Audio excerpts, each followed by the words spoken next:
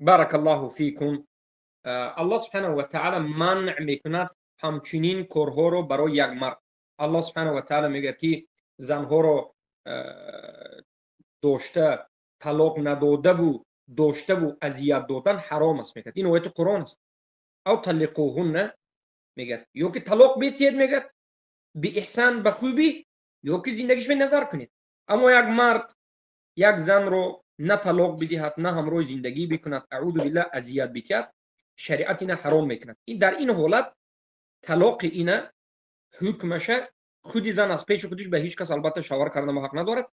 ولی الامر یعنی همون خانواده زن به ملا پیشنهاد میکند، همون یک امام اهل سنت، یک طالب علم اهل سنت حکم میبرد به شاهدی مردم که از همین روزی بارد انا همین زن از شوهرش حکمی جداگی و طلاق ما اعلام میکنه. میگن به خاطر اینکه این مرد به این نگاهی بین نمیکند، حق زن به وجود نمیبرد و از همون روزی که همین حکم صادر کردن ایده می نشیند و بعد از ایدهش پایان گرفتن شوهر میکند. اگرچه او شوهرش راضی نیست، حق نداره شوهرش راضی است راضی نیست، بعد این روز او جدا کرده میشه. بارک الله فیکم.